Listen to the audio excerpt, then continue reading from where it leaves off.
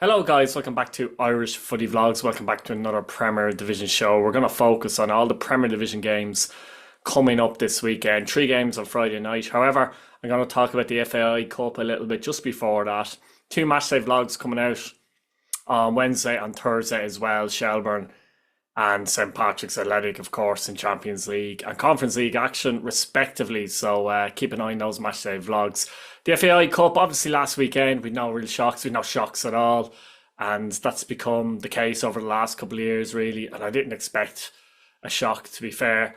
I think it highlights, first of all, the difference in quality between the non-league clubs and the league clubs, even in the first division. But the fact that they're not in season either really doubles down on that and makes it even more difficult for the non-league sides. And we had some big results. Bows winning 7-0, Pats winning 8-0.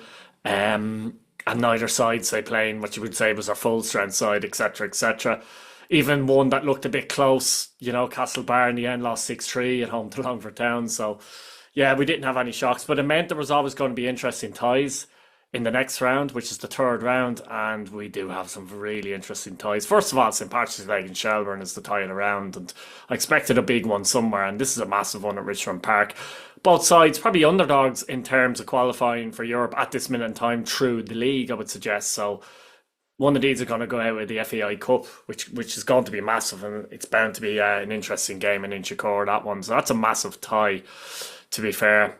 You've also got Bohemians taking on Sligo Rovers. Bows might tip for the cup, but that is not an easy tie against Sligo Rovers that are also in form. These ties, by the way, are to be played on weekend in August 17th. So we're a bit away yet, I suppose, with form and things like that. But even so, Sligo Rovers look a better side than they were. So, they'll go there with a lot of confidence, I think. They'll go as underdogs, but believe they can win. Bows playing really, really well. Of course, they'll be favourites to win the game, but it's not an easy one. And of course, we've a repeat of the FAI Cup final from last season where Derry City this time host Drogheda United at the Brandywell, and Derry City will be really out to get one over Drogheda in that one. A really difficult fixture for Drogheda United in their defence of the Cup. Big derbies like Cork City and Waterford FC, massive Munster derby there. Another Munster derby where Kerry FC face Cove Ramblers. And a Galway derby as such, as non-league Salt Hill Devon, the only non-league club left in the competition, take on Galway United. Could we have an upset there? Finn Harps take on Bray Wanderers, Shamrock Rovers take on Longford Town as well. And that's all the fixtures. Let me know what you think in the comments about, I suppose, what I said about the non-league teams, etc. And what do you think of this draw? Do you support one of the sides in the third round? What do you think of the draw? Let me know what you think in the comments. Now, on to the Premier Division games this coming weekend. And, we've only 3 games, but we've got some massive, massive games, don't we?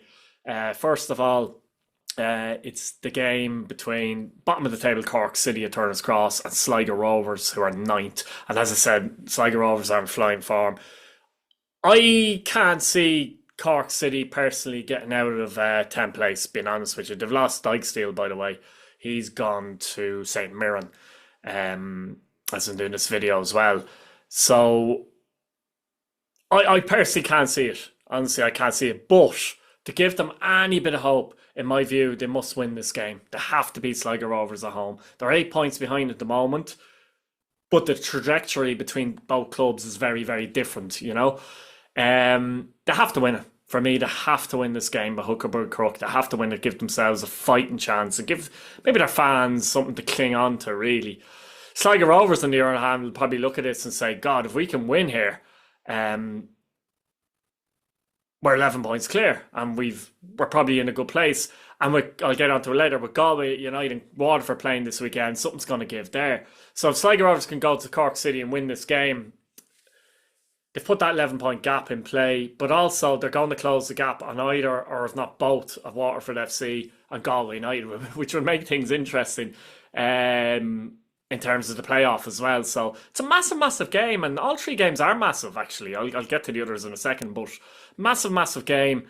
Sligo Rovers, McManus and Doyle Hayes seem to have formed a good partnership, even early doors in midfield, sorry. Eldin, of course, we know how well he's doing. 9 goals, playing really, really well. They're just playing well. They look a bit more solid at the back now, I think. McLean has come in and done very well since he's come in. And Ollie Denham coming back into the fold as well after injury has given them more stability, I would say, at the back. Cork City, they just look all over the place at the moment. They're not going to lose every game, but I honestly think if they get a draw here, they're doing well. And it's not enough, to be honest with you. They really have to, when they say you have to go for it, you can't be silly as well and just, you know what I mean, just go out like you're a gang of kids or something like that and be opened up and punished in that way. But they have to be at the top of the game, at least in terms of intensity levels. They have to bring the intensity in this game. They have to do it. If they lose, they lose, but they must bring the intensity to Sligo Rovers and give it a good shot. They don't want to go down meekly as such. That said, I think Sligo Rovers will win this game. And unfortunately, that'll be the curtains for Cork City if that happens. I'm going to go for Cork City 1, Sligo Rovers 2. Let me know what you think in the comments below. Now, Galway United take on Waterford FC, which is a massive game as well, actually. It really is a massive game. You've got 7th Waterford FC against 8th Galway United. There's a point between them. But there's a couple of things here. You know, if Waterford get the win, they'll actually leapfrog St. Patrick's Athletic in the table. And for me, if they do that, I think any little hope of maybe going down or finishing 9th, or when I say hope, you know what I mean, any glimmer of that chance happening, and I think it's a massive, it's highly unlikely.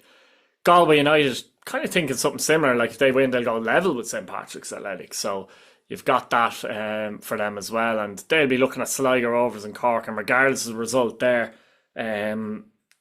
can they take advantage of that? So there's a case of looking up, but also looking right behind them as well, directly behind them, both sides, and, you know, maybe there's a feeling that, I know there wouldn't be much between the teams, no matter who wins the game, but say if Waterford were to win the game, they're going to Galway for a start picking up 3 points.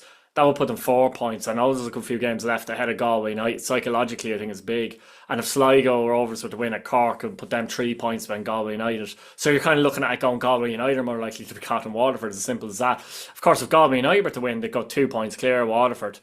And they go level with Pats. So a win for either club is a massive thing here. And generally, Galway United have had a good record against Waterford, but the Blues did beat them last time out. And it's an interesting game. I mean, I think Galway United have done brilliant over the last couple of years in the Premier Division and have overall punched above their weight. I think the system Caulfield plays is a difficult system to come up against.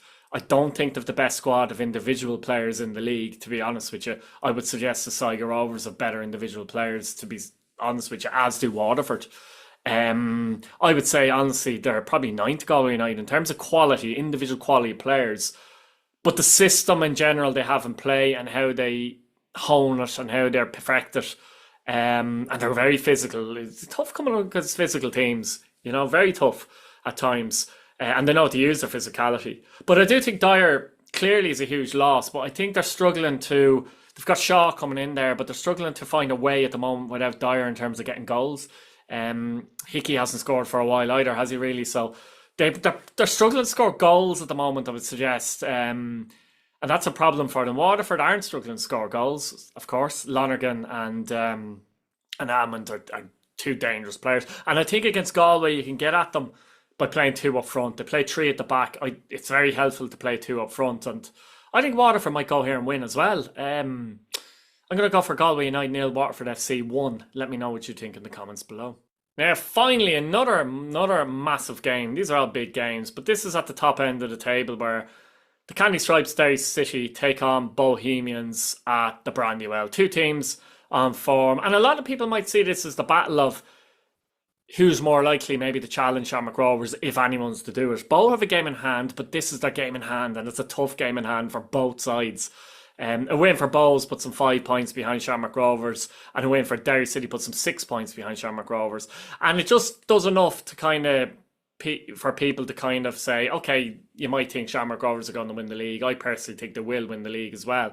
But it's enough to kind of suggest that there might be a bit of a challenge here. There might be a challenge here. If both draw, I don't know. It's difficult to see. If this is a draw, it's difficult to see. It could easily be a draw, by the way. And it'd be interesting from that facet how both teams approach the game. I mean, Derry City have been very attacking recently. Liam Boyce has been amongst the goals, of course, as we know. Scored 2 hat-tricks in a row, scored a hat-trick in the Cup and Treaty. Duffy's playing well, Gavin White's been playing well, Winchester, Diallo's been playing well. But there's a hole in the defence for me with Kevin Holt gone, and Bowes will feel that they have the capability to get at that, and they do. Battle in midfield will be very interesting. The likes of Devoy is a really good footballer, playing really well. They'll go with Tierney, of course, as well. And Clark, the question is, how do they play those players? Will they play Clark from the left, perhaps, or play him off Douglas James Taylor? That's the question there. So Bowes have the attacking quality and attacking capability to test this Derry defence that might be a little bit fragile with Holt gone, to be honest with you. So that's going to be interesting. And they are the away side, of course. So Derry are the home side.